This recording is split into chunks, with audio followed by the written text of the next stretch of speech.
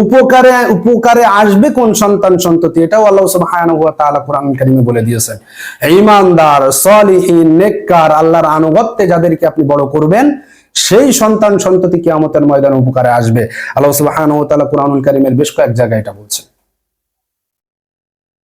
আপনাকে আমি বলছি যে সন্তান সন্ততিকে ভালো রাখার জন্য, একটা ভালো স্কুল, কলেজ, ইউনিভার্সিটি, মেডিকেলে পড়ানোর জন্য এত পরিশ্রম করছেন, আপনি এত পেশানি সন্তানের কেরিয়ার নিয়ে, সেই সন্তানের পরকালীন জীবনের কেরিয়ারটা নিয়ে কি কখনো আপনি ভেবেছেন যে আমার সেই সন্তানটা চিরস্থায়ী জগতে কেমন থাকবে? এই দুনিয়ার ক্ষণস্থায়ী 60-70 বছর জীবন, এই ক্যারিয়ার নিয়ে আপনি সন্তানের যতটা ভাবেন, সন্তানের এই ইহজগতিক যেটা অবিনশ্বর নয়, যেটা নশ্বর, যেটা শেষ হয়ে যাবে,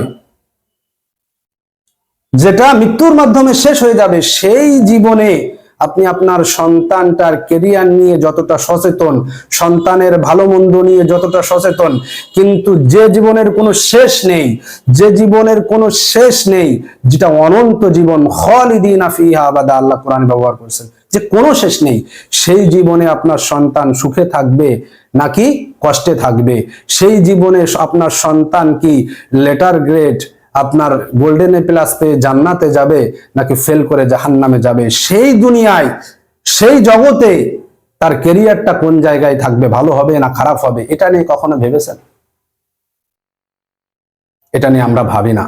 আমরা সবসময় দুনিয়া দুনিয়া দুনিয়ার জীবনে আমার সন্তান যখন এ প্লাস পায় আমি খুশি হই, দুনিয়ার জীবনে ইন্টারমিডিয়েটে গোল্ডেন এ প্লাস পেলে আমি খুশি হই, মেডিকেলে চান্স পেলে খুশি হই, বিশ্ববিদ্যালয়ে চান্স পেলে খুশি হই, কোনো একটা ভালো চাকরি, বিসিএস ক্যাডার হলে আমরা সন্তানকে নিয়ে গর্ব করি, খুশি হই।